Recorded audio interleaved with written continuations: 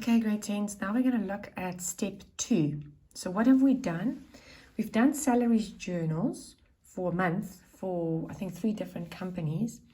But now that just means that we created liabilities saying we would like to and we are going to pay these amounts.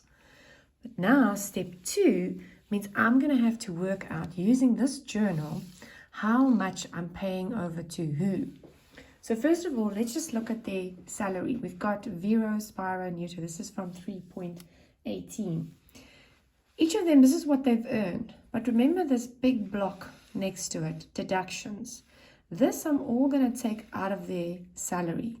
And before they even see it, like for Vero, I'm going to take 5,100, Spiro 4.2, and Newto 3.3. All of that's out, and they will end up with these amounts as a check or an EFT. So right next door to it, you can write the check number if you're giving them checks, or EFT, however you're paying that. So this amount, so let's do them as a total and don't do them separately. This amount, let's say it's an EFT, it's going to go into my CPJ. I'm making a payment, and that's the amount, 34,741.28. Yeah, that was well said, eh? I think I can be president.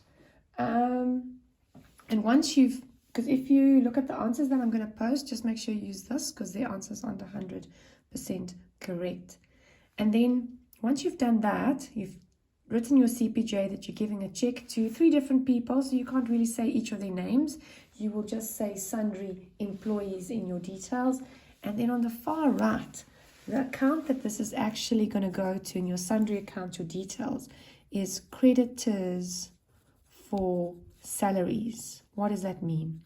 That is the account that we created in our general ledger when we did the SJ to show that there's a liability. We have to pay all these people that amount, and hopefully you pay them by the 31st.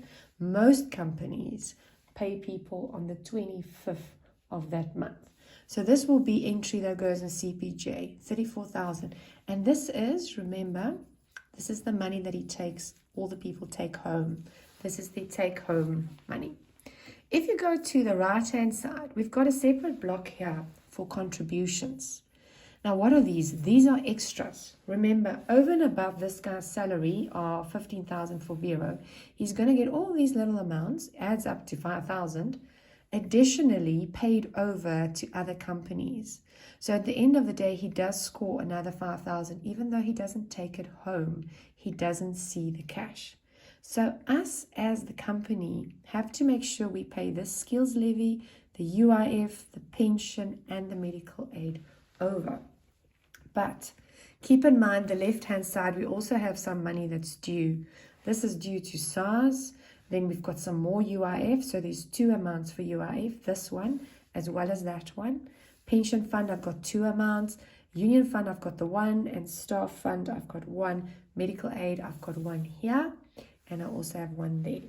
So we're going to have to be adding some of them because I don't want to make 2 separate payments, one for deductions and one for contributions.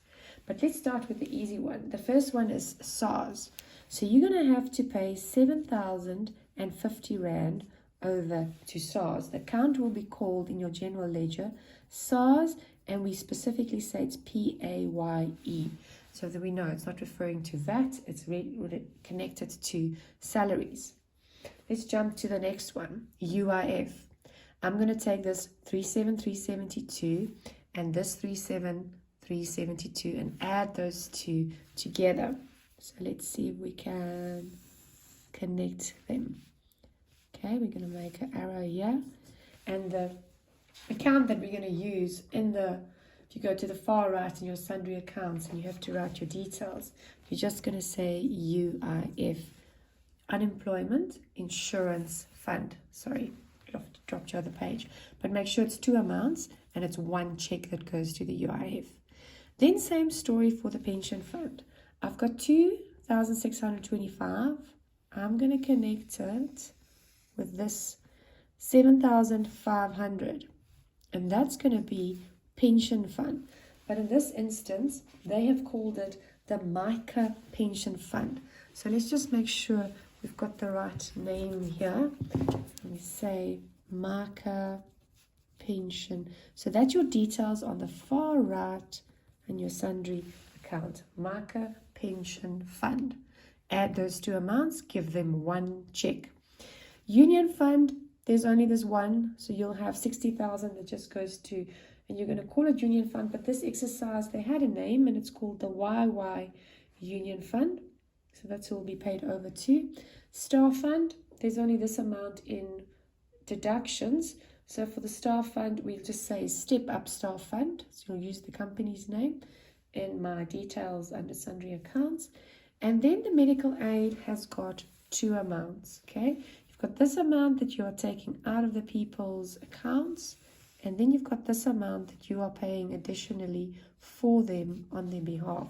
So take the 5,000 and the 2.5 and add them together.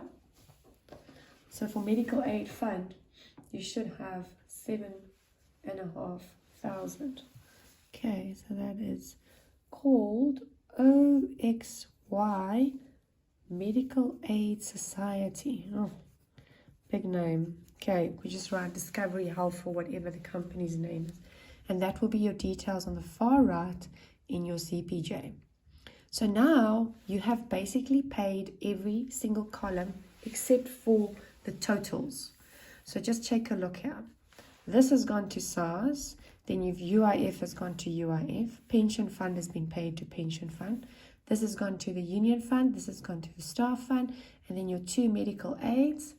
Just move it over. Two medical aids, they've been paid. So the only column that's missing here, total, that has been paid over. And then this one definitely needs to go and probably will go in first. That's the actual salaries that you'll be giving to, if you're looking on the left, just reminder in the CPJ, you're going to say sundry employees because you don't going to list all the beneficiaries. But on the far right, you'll be writing creditors for salaries. And then these amounts have all been paid and we're just ignoring the total. So we use our salaries journal to figure out how much we are paying who.